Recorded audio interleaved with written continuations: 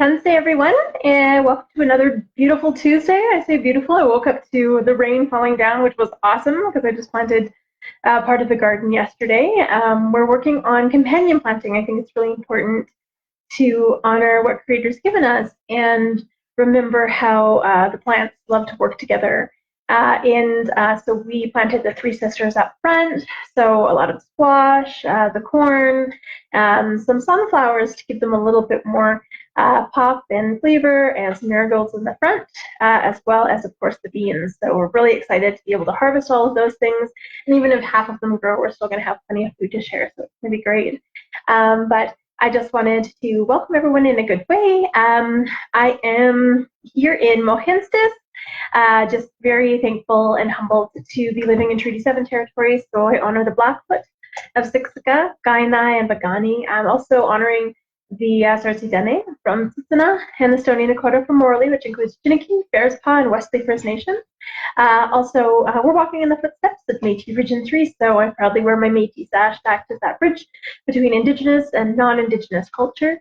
I think it's really important to acknowledge the land upon which we stand. Of course, if you don't know where you are, you don't know where you're going, you're going to get lost. But also, it reminds us of that very sacred relationship that we have to the land. As I was sitting there gardening, I was thinking about how beautiful it is to be able to connect with the land in a really deep and meaningful way, and to think of how our ancestors were cultivating here. I have a beautiful view of Nose Hill, and every time I look up, I think of all of the history that's attached to Nose Hill. We have that beautiful venison wheel that was created up there. But that used to be a lookout point. That used to be how you could see who was coming to trade with you, who was coming to build community with you. If there was a threat going on, if there was different people coming from around to trade, you would know that they were coming. And I think now is the time when we're seeing a lot of stirring, like the animals are going around there, they're communicating and they're trying to build those communities. And now is the time that we need to do that as well. And that's why it's so important to really connect with the earth, connect with the plants, because they're our living relatives, and really be thankful for the food that they're going to be sharing with us come the harvest. And this is why spring is so important to deeply connect. So I always said thank you to all of my seeds as I was putting them in the ground. And of course, I said thank you to the earth, and I honored it, and I put tobacco all over the earth. Not only is it a wonderful fertilizer, but it's our way to say thank you to Mother Earth for growing these wonderful things for us. And I do notice that it does make such a huge difference. I felt more connected to my garden. And so I'm looking forward to seeing it grow to fruition. It's like you're planting the children. It's really wonderful. And it was a great way to get my kids involved with digging in the dirt too. And so that's that deep connection that we have to the land. And we think about the families that have been here for thousands upon thousands of generations and how deeply they were connected to the land and what brought us here. That's part of the land acknowledgement. It's like, what brought us here? What brought us to connect to the land? And how do we connect to each other? When we say all my relations, it's how do we connect and how do we relate to the land and to each other in a meaningful way? So we thank everyone for being in this place. Everything has brought us here for a purpose, for a reason. And so it's really about acknowledging and honoring everyone's journey. And when we do the land acknowledgement, it's about relationships. And so I'm very thankful and humbled to be here. So to welcome everybody in a good way, of course, I always share the Cree welcome song because it's such a beautiful way to just welcome everybody into the circle. Traditionally, when we sing songs, we sing in rounds of 4, which honors the 4 directions of the medicine wheel. But this song is a little different. We actually sing it in rounds of 3, and that's to keep the circle open and welcoming so everyone completes the circle today. Because in a circle, we're all connected. There's no beginning, there's no end, no one is greater or less than anyone else in the circle, just like in the hoop of life. So it teaches us to honor each other in that circle. And when we sing it in 3 rounds, it's to keep the circle open. So whether you're coming and going, you're always involved and you're always welcome in that circle. And it's such a really beautiful way to teach us not to judge each other, because we support each other in that circle. Nobody's greater or less than anyone else. Everybody has different things to learn from each other. So we have those opportunities. Every person that crosses our path, we have that opportunity to learn from them and to be so thankful to learn those lessons from them, whether they be good, positive influences or negative. everything teaches us something. So it's really about acknowledging and honoring all of those people in our circle. And even people we haven't met yet, they have some impact on us. And when we say all my relations, it's not just each other, not just the two-leggeds, us humans, but all of our relations, so the plants and the animals. So we're bringing everyone into that circle today. And so Miasin, which is the Cree welcome song, is from the Nakaha family from Sturgeon Lake Cree Nation in Saskatchewan, which is in Treaty 6 territory. I honor the family for keeping this song and keeping the story of the song alive. And to be able to share it in a really meaningful way, it's such a beautiful gift. And so it's also really important to remember that a lot of our stories and songs were almost lost. And so the fact that they're still here and we're still here, that is such a beautiful gift. And it shows exactly how powerful these messages are and our teachings are and how our connection is to each other. And so Miasin, it doesn't just mean welcome, it also means beautiful. And so I'm going to stand up to sing.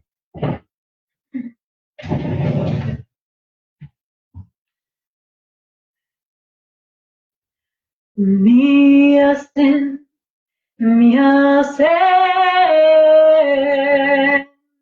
Hasemina,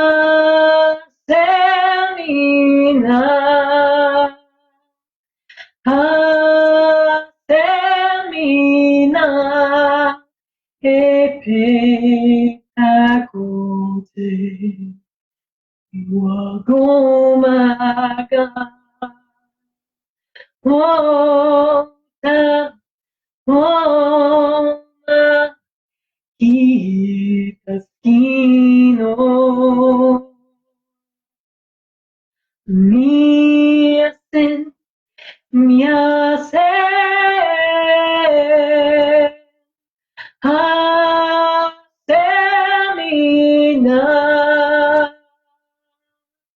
Hasemina, Epitakote, Iwagomaga, Ota, Oma, Itaskino,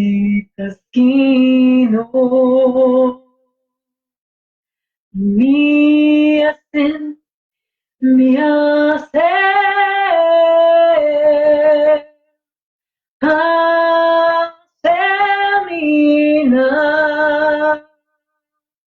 Hasemina, Epitakote, Iwagomaga, Ota, Oma, Itaskino.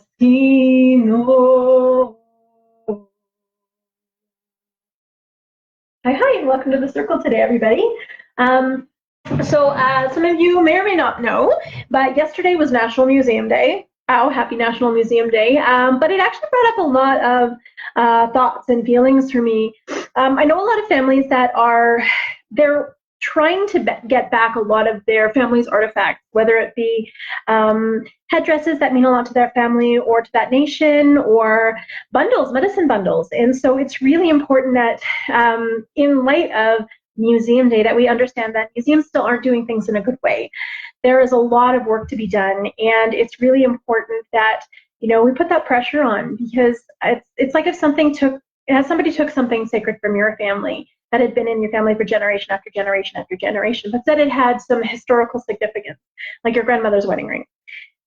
Wouldn't you fight to get that back? Because that's a piece of you, that's a piece of your history. And so there are so many families that are continuing to fight day in and day out to get what is rightfully theirs back. And that really came full circle. We've been seeing a lot of things in the social media and the news where families are actually getting back these sacred bundles. They're getting back sacred artifacts that have belonged to their families, and they've been, fighting tooth and nail to get them back. But another thing that's happening too is that a lot of families that have these beautiful artifacts, they want to share them. They want to share their stories, their true, genuine stories, not just a tiny plaque that says this is from here, but what the meaning of that is, like what the meaning of that drum is, and have that story attached to it in their traditional language, but also in English or whatever that that museum's most spoken language is. I think that's such a beautiful gift to be able to share our stories in a deeper and more meaningful way, because that's exactly how we get people to understand each other, is our stories. And if we actually spend the time to get to know each other and really deeply understand, it's not just a thing, it actually has a story attached to it, that is how we actually respect and honor those things and on a deeper level. And so I was thinking about that a lot, but I wanted to share the healing song. Usually I share it at the end, but I think it's really important to share it now, because there are a lot of families that are grieving the loss of, their family members through the residential school, or through murdered or missing Indigenous women, or just through cultural genocide, which has happened all across Turtle Island, and actually all across the world. These artifacts bring that piece, that missing piece, to those families. And so that healing can begin once those items are returned, because it's like an apology, but a physical apology when you actually return those things. And so it unlocks all of these aspects that were missing before. And so with the healing song, it used to be a ceremonial song, but many of the elders who had shared it, so like Sharon Prue Turner, or Olive Manitopis, or Carrie Moore, or my Mushum, Joseph Grey Eyes, when we shared this song in ceremony, it was powerful. It really is powerful. And those elders have basically said, now we're in a time where we need that healing. Our whole society is transitioning, and we're carrying so much pain and trauma and hurt that we need to come together and heal. And this song has the power to do that. It has the power to bring together people for healing, but also our own individual healing. So in the song, it's also called the crying song or the wailing song. So the heartbeat is the beat for it, which is a healing beat. It's also a women's beat. And in it, of course, we sing it 4 rounds, but the 3rd round, we actually stop drumming. That's the healing round. And so in that round, in that silence, we invite you to say prayers. So you pray for those people in your life that need the healing. And it's not just physical healing. There's mental healing, there's emotional healing, there's, of course, spiritual healing. It's about really reconnecting all of those aspects of ourselves to heal properly, because that's the only way that we can heal fully and completely, is when we're whole. This is why holistic medicine is really important. We need to address the whole being, the whole person. We're not just a section of a person, we're a whole person. And that's what this song also honors. So during that silence, where the drum is not played, think of those things that we need. We need for our own lives. Remember to pray for yourself, because if you don't pray for yourself, if you're not well, how are you supposed to help other people? But also to pray for those people around the world that might need the healing, or that abundance, or maybe they're suffering. And it just allows us to really connect deeply with everyone with that frequency. And then when the drum comes in for that 4th round, just let all those prayers go to the universe, let all that intention go. Because that's all prayers are. They're just intention. It's just setting those and actually saying things so that they can become action. And just allowing Creator to do the work that it needs to do, or the universe to do that work that it needs to do. And so, this is the Cree healing song, also the crying song and the wailing song.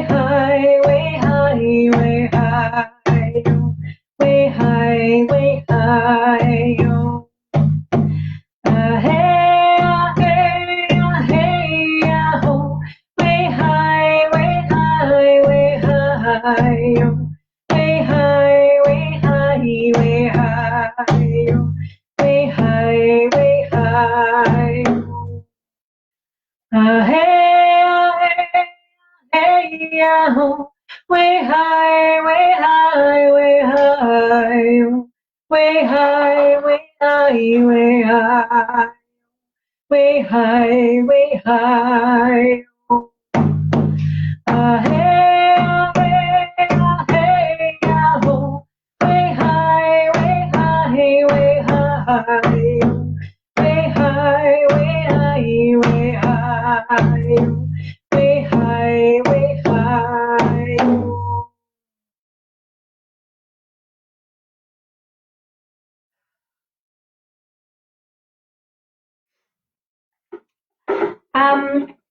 That song's a really powerful song. It just really, sometimes I just have to take stock of how I always feel like there's people singing with me when I sing that song, and that there's people surrounding me when I sing that song. And so it's very, very powerful. And I'm very thankful for my elders for sharing it with me, and just for my ancestors that surround me when I sing that song. It's so important to be able to share it in a meaningful way. Another song that I'm very thankful I was gifted, and that's been in my head all day, just because I have been working in the soil and I have been thinking about growth and life, and chasing off squirrels that are trying to eat that surface level of the seeds. But this is a creation song, the creator song, and it's really about acknowledging everything around us, that growth, that death, all of those cycles, and really acknowledging how deeply we are connected to each other, to the land, the animals, and to Creator. It reminds us that we're spiritual beings. We're part of this circle. We're not above creation or below it. We're part of it. And the song really teaches us how to be humble and how to really appreciate everything that's been created, not for us, but around us, with us, in mind, and what we can learn from those plants and those animals.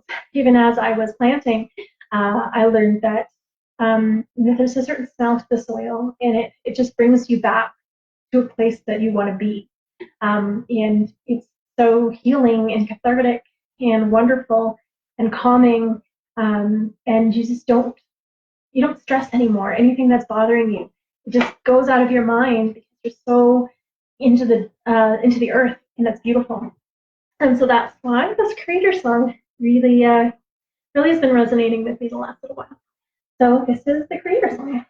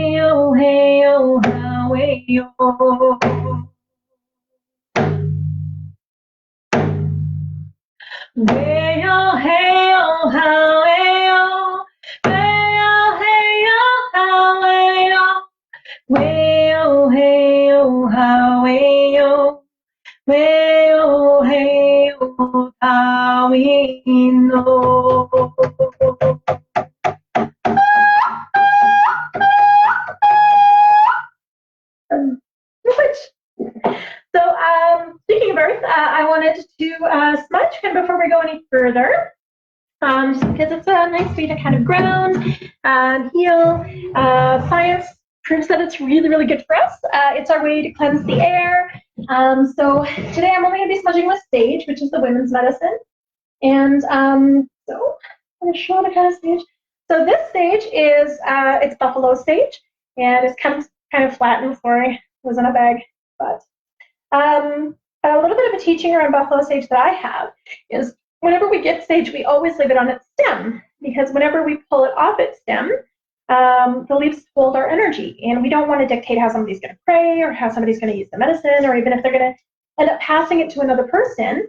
And so to honor and respect whatever they need to do with that medicine, we always leave it on the stem for them. And that's just an OG Crease teaching.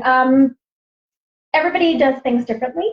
I know that in Pagani, an elder said that she always takes the leaves off, because if they're on the stem, they're considered to be dirty. So that's just her teaching. And so it's really important to learn teachings from many, many different people, because you never know what's going to resonate with you. And it's really about finding your path on this journey.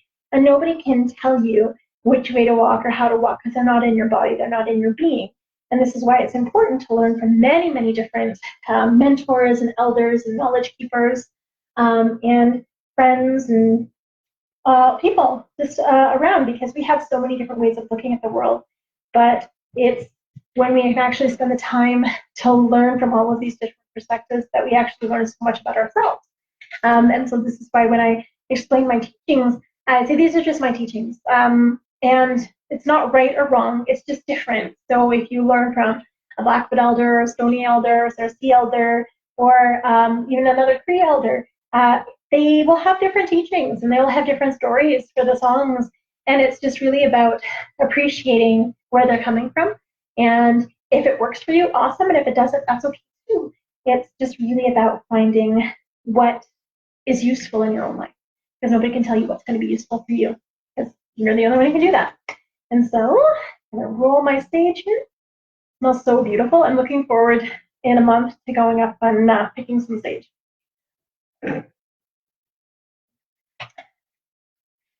And I'll probably post online when I'm doing that, so that we can get like a big group out.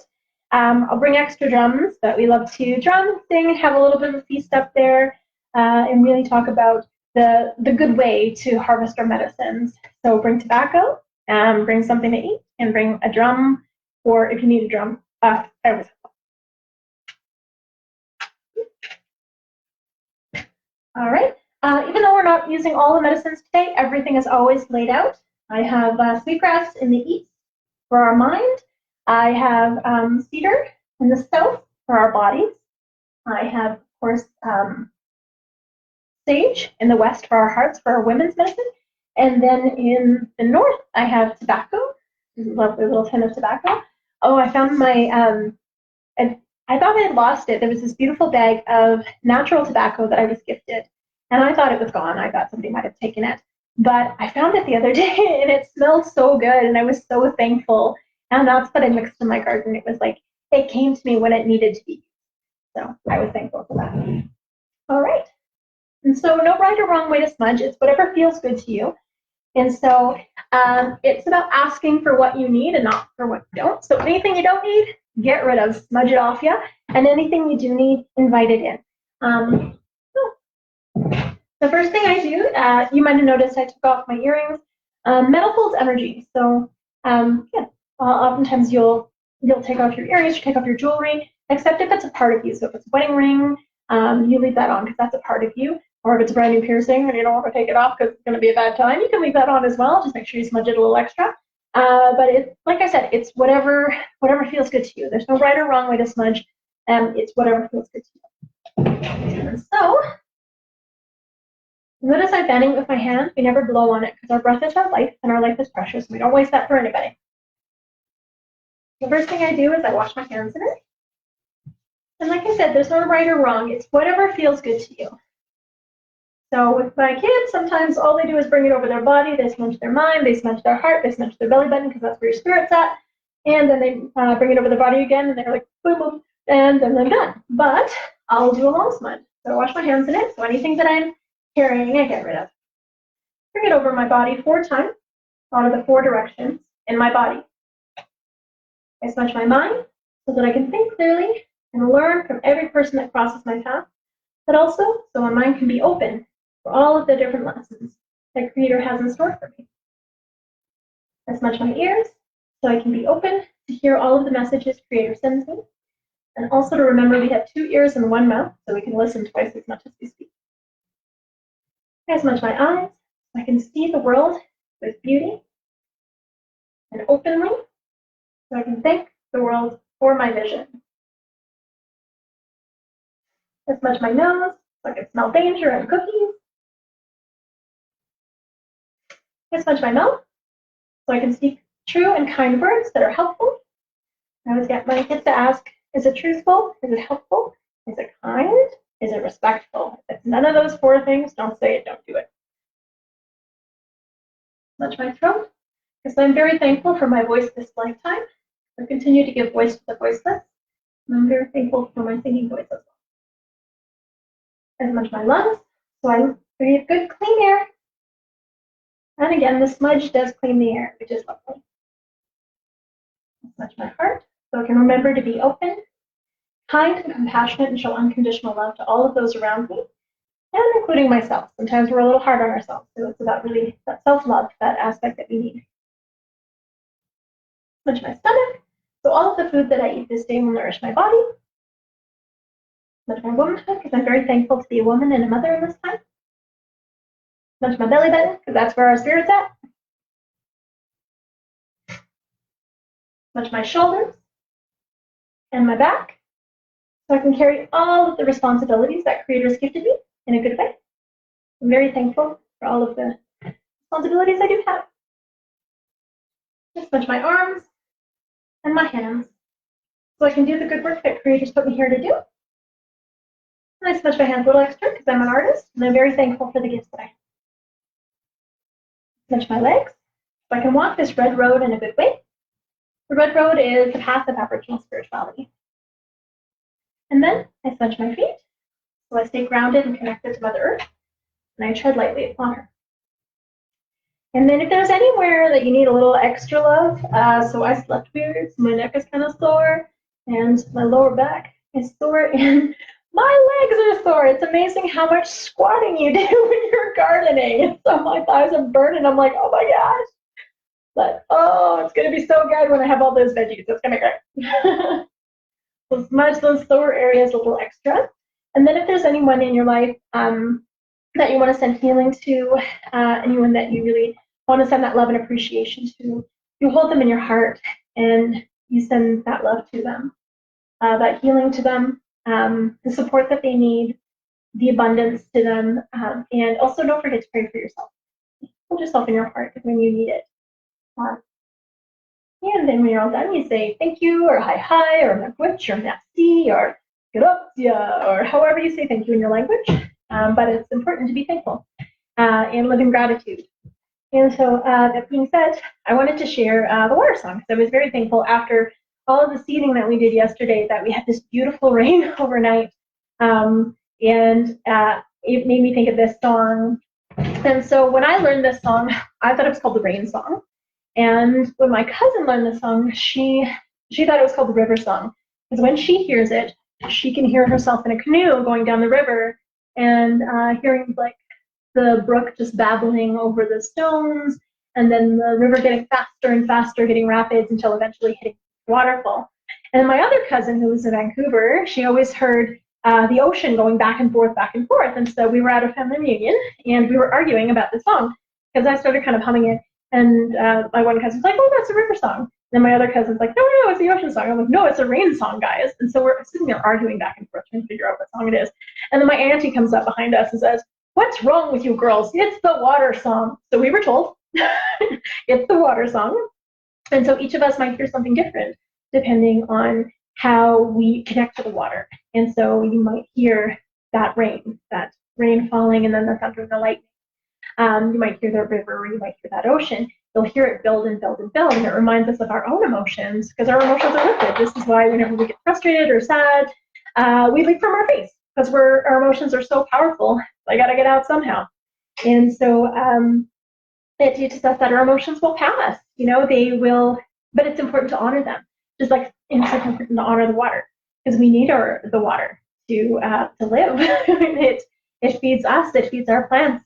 It feeds the air. It's such an intrinsic part of our lives. But it also teaches us that our emotions are the same, because without them, we wouldn't be here. We need our emotions to deeply connect to each other, to build community, to have lasting friendships and families, and to really have that strong connection to each other. So we need that water. We need our emotions to care and connect to people and to love people on a deep level.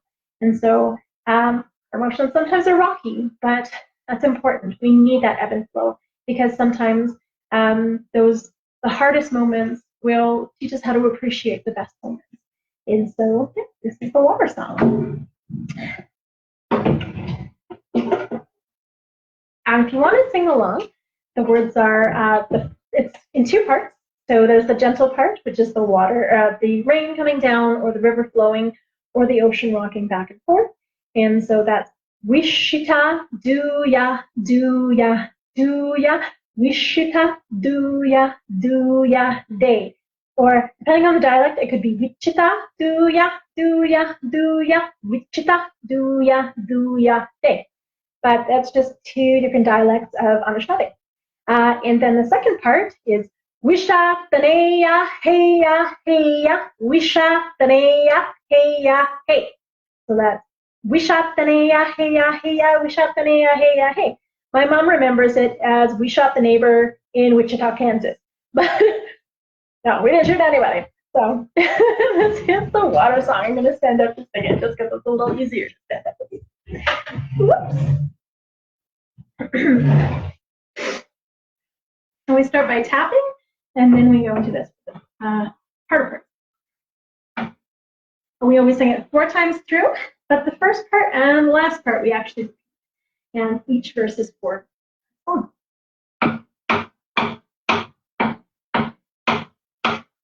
We start slow and then we build. Wishita do ya, wishita do ya, day. Wishita do ya, wishita do ya, day. Wishita do ya, wishita do ya, day. Wishita do ya, wishita do ya, day. Wishatneya, hey ya, hey ya. Wishatneya, hey ya, hey. Wishatneya, hey ya, hey ya. Wishatneya, hey ya, hey. Wishatneya, hey ya, hey ya. Wishatneya, hey ya, hey. Wishatneya, hey ya, hey ya. Wishatneya, hey ya, hey. Wishita do ya, wishita do ya, day. Wishita do ya, wishita do ya, day. Wishita do ya, wishita do ya, day. Wishita do ya, wishita do ya, day. Wishatneya, hey ya, hey ya. Wishatneya, hey ya, hey. Wishatneya, hey ya, hey ya. Wishatneya, hey ya, hey. Wishatneya, hey ya, hey ya. Wishatneya, hey ya, hey. Wishatneya, hey ya, hey ya. Wishatneya, hey ya, hey. Wishita do ya, wishita do ya, day. Wishita do ya, wishita do ya, day. Wishita do ya, wishita do ya, day. Wishita do ya, wishita do ya, day. Wishita,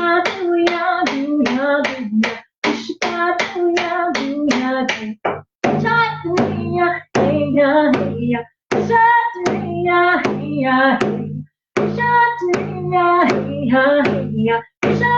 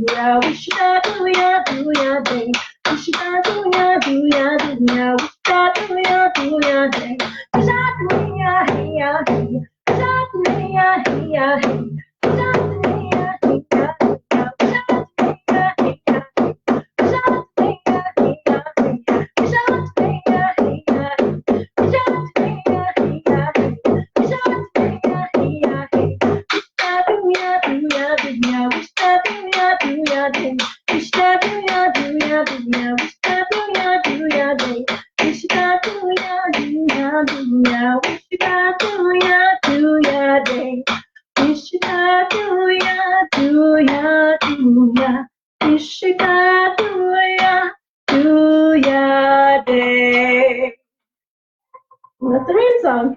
Lyndon's like, ah, in the background. His own call. Awesome. That song always makes me thirsty. There's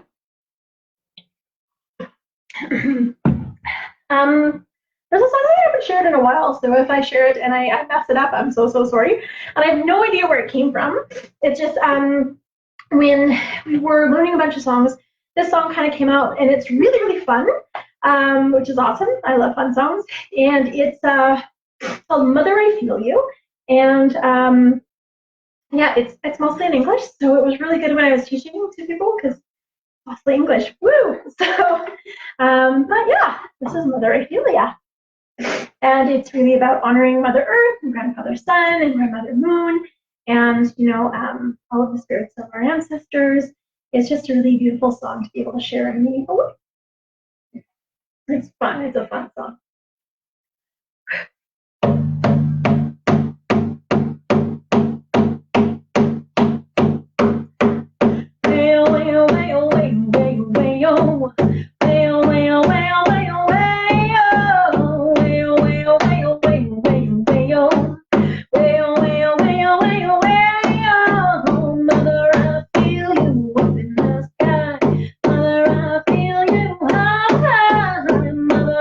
Feel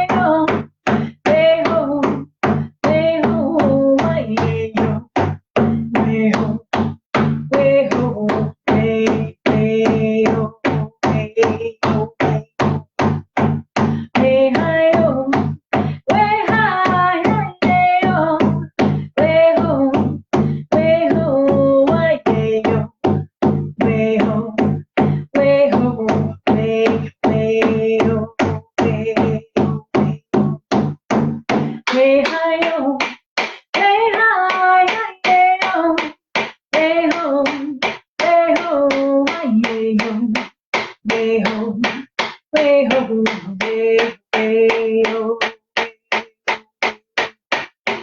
way hi ho, way hi hi way ho, way ho, way ho, way way ho, way ho, way ho, way way ho, way way hi ho, way hi hi way ho, way ho, way ho, way way ho, way ho, way ho, way way ho, way way hi ho, way hi hi way ho, way ho, way ho, way way ho, way ho, way ho, way way ho, way hi ho, way hi hi way ho, way ho, way ho, way way ho, way ho, way ho, way way ho, way hi ho, way ho, way ho, way ho, way ho, way ho, way ho, way ho, way way ho, awesome. So I'm just like really thankful and humbled for everybody being here.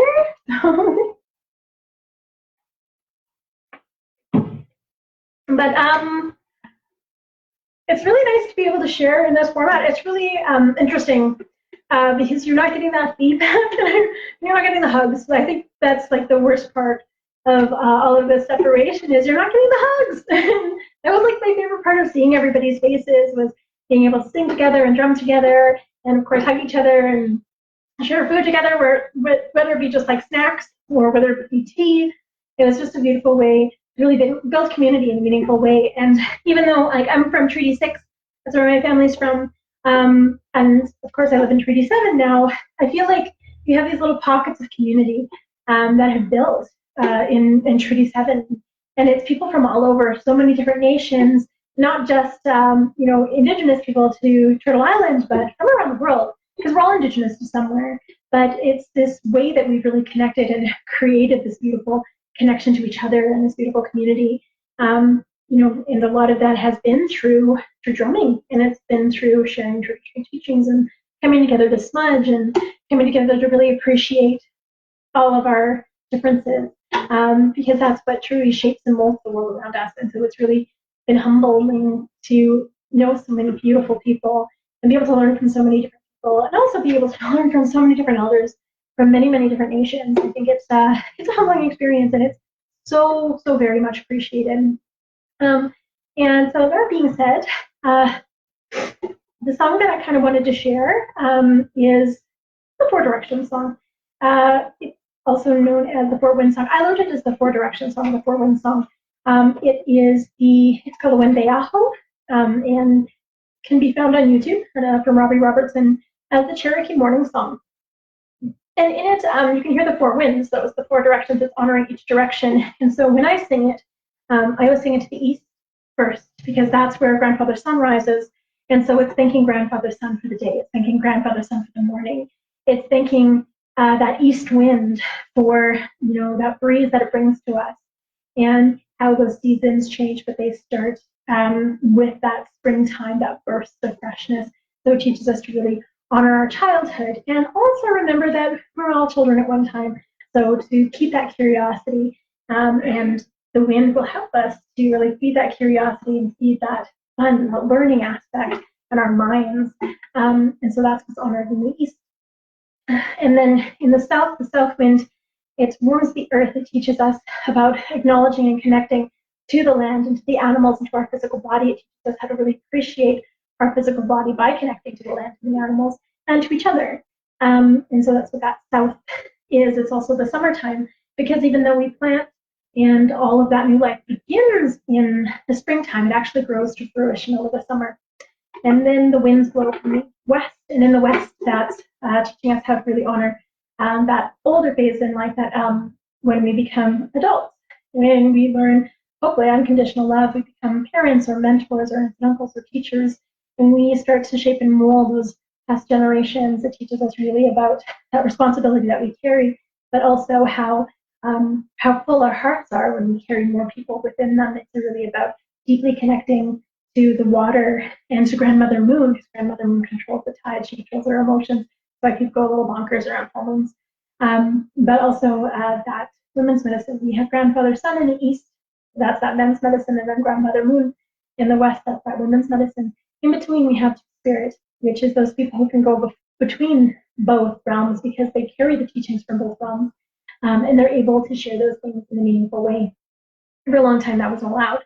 And so this song reminds us of how the winds can change and bring us back to where we need to be. And then, of course, the north wind, that's that cooling wind that teaches us about really that stillness of those elderly years that we carry with us, all of that wisdom that we carry with us, our connection to Creator, our connection to Spirit, our connection to the air and the winter, because in the winter we have that stillness. And even though it seems like nothing is alive, there's so much life just getting ready to be reborn in the springtime. And so it's that ever-changing circle.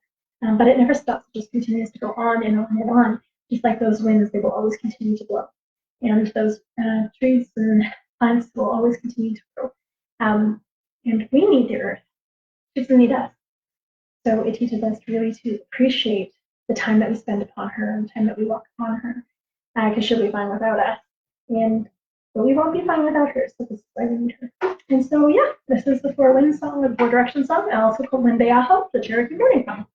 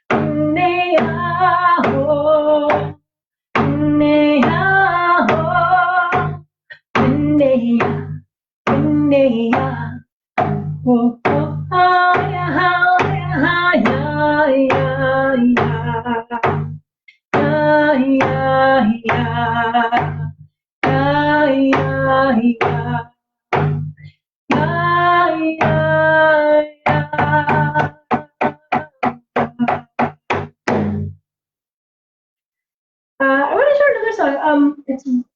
It's a beautiful song, but I usually do it as a call and response because it's the grandmother calling out and you're calling back. So it's really strange not to do it with people present. I'll try. So you're gonna be singing along with me at home, I promise. So this song is it's called the Voices. Well, I call it the Voices song, the ancestor song, or the shout out song. I had learned it from my elder Carrie Moore. It was her grandmother's song, and it was funny because when I heard it, I felt like I knew it. I felt like I'd heard it before when I was a child, and so it brought back a lot of memories of my busha, of my great grandfather.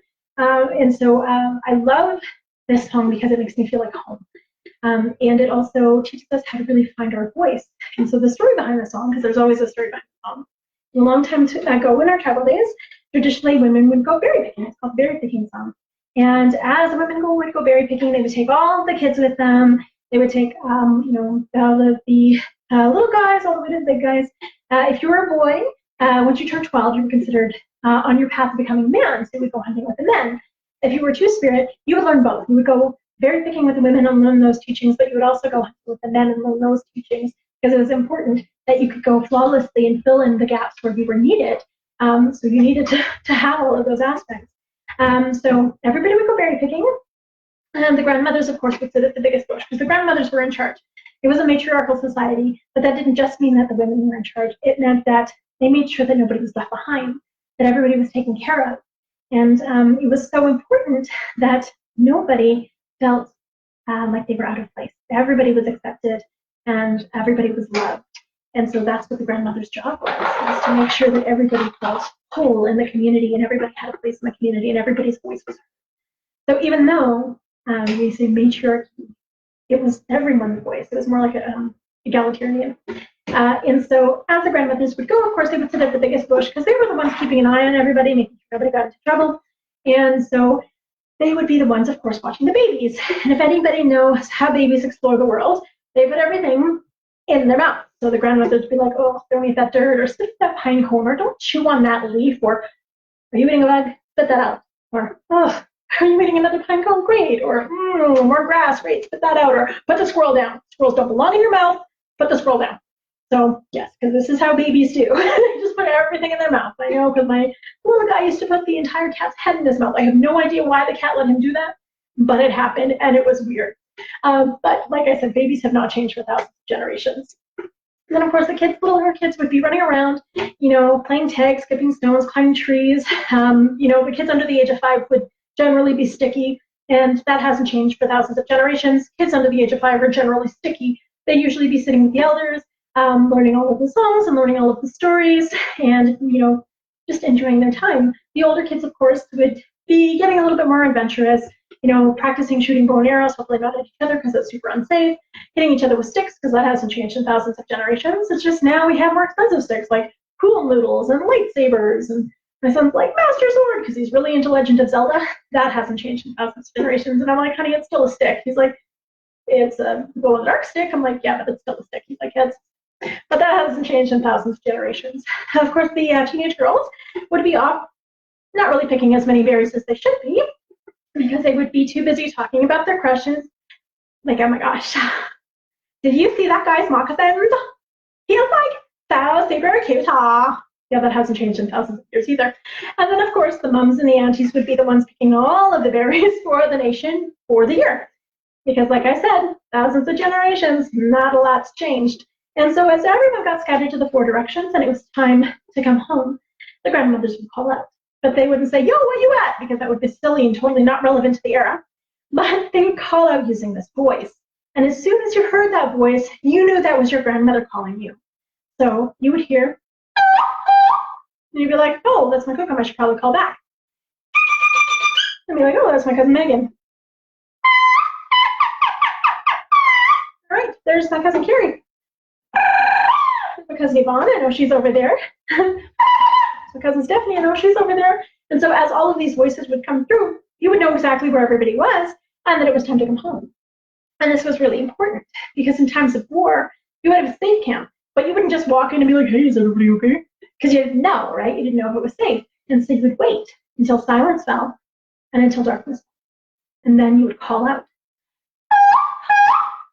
And you would listen. And I would hear, all right, there's my son Lyndon. I know he's over there. Then we'd hear, hi. All right, there's my mom. I can't do my mom's voice with a straight face, but she's over there. Then I would hear, all right, there's my cousin Stephanie again. I know she's over there. My Auntie Georgie, I know she's over there. And as you would hear these voices, you would know where everyone was and that it was time to come home. And now we don't use our voices like we used to. I mean, I do because I'm a crazy person. So I use mine at Walmart. I use mine at Long McQuaid, which is a music store in town. I use mine at the grocery store all the time. And so if I lose my kids, I'll call out. And then I'll hear, all right, there's my son Lyndon, usually by the ice cream or in the electronics section. And then I'll hear, Mom, could you just not? You're embarrassing me. Right, there's my son Cloud, usually in the deli. I find him every single time. And now I have the girls who moved in with me and they're like, you're really crazy, why are you so loud? But they'll get used to it, I'm sure. But it's a beautiful way to find each other because it's our soul, it's our spirit. So our voices, they don't come from here, they come right from our belly button. And so when we're trying to find our spirit, when we're trying to find our voice, we have to figure out where in our body is it. Is it here in our mind? Is it getting stuck? Where's it getting stuck? Is it here in our mind because we're overthinking things or we're worried too much about what other people think of us? Is it getting stuck in our mouth because sometimes we're just talking for the sake of talking, but we're not actually sharing what we mean? Is it getting stuck here in our throat because we're not speaking out at all? We're not standing up for ourselves. We're not standing up for those things we believe in, and we're not standing up for those people we care about. Is it getting stuck here in our shoulders or across our chest? because this is those expectations that we put on ourselves or that other people put on us, whether it be family or friends or work or school. It's all of those frustrations or those expectations that really hold our voice down. It's the voices that we put on for other people, so it's not really ourselves. Is it getting stuck here in our heart? So that's where we hold a lot of our pain, like our trauma, our sadness.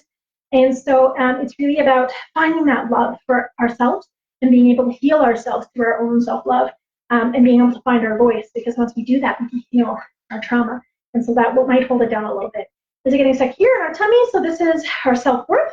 That's like our self-esteem. So anytime you say something negatively to yourself, it holds your voice down. So if you're like, I suck, or I'm not good enough, or I'm not worthy, you're actually holding your voice down.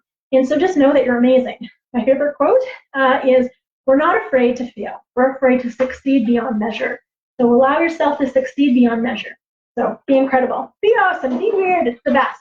Or they're getting stuck in your belly button because you're simply not breathing deep enough and you're not connecting to your spirit. So no matter where it is, and you get stuck in multiple places, trust me, the older you get, the more stuff you carry, you're just gonna have to bring it out. And so sometimes when you find your voice, you'll laugh hysterically because you can't believe that's how it came out of you. Sometimes you cry because it's the first time you've actually heard your genuine self. And it brings up so much stuff with it. But no matter what, when you find your true voice, it's amazing. It's you, and you feel incredible, and you just want to use it all the time. So you as well could be the crazy person in the warm room like me. So great. And so at the end of the song, we're going to let our voice out. And it might be a squeak, it might be a roar, but no matter what, it's going to be awesome. And the song is really easy. It's just a call and response. It's the grandmother calling out, and you're calling back. And it tells the story that I just told. So at the third round, that's when they're looking for their safe count. So we're going to get really, really quiet.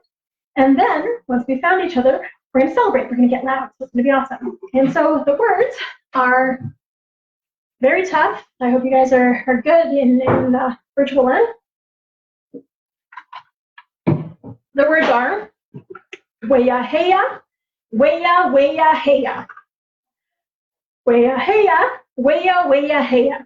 So the grandmother would call out, weya heya, weya weya heya. Weya heya, weya weya heya. Weya heya, weya weya heya. Weya heya, weya weya heya. Weya heya, weya weya heya. Weya heya, weya weya heya.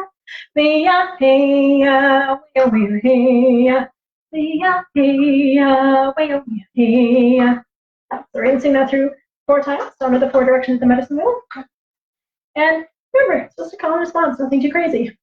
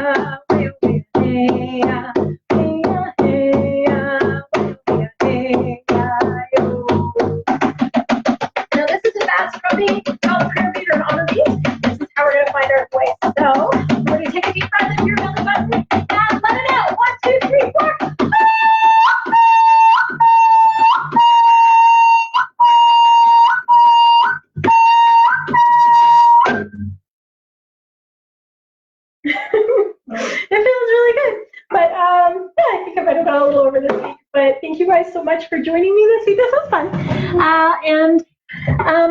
I just wanted to give a shout out to, I went to Pearl Circle on Thursday and it was really lovely. It was good to see people and it was good to sing with people. Hi Rose, I see you. And I hope I can sing with people in person soon. If not, I'm going to be here again next week. I'm going to do this as long as I need to. I think it's really important to be able to share and connect with people in a good way. And it's just a nice way to really, build community in a meaningful way. Thank you guys so much. Hi again, and see you next week.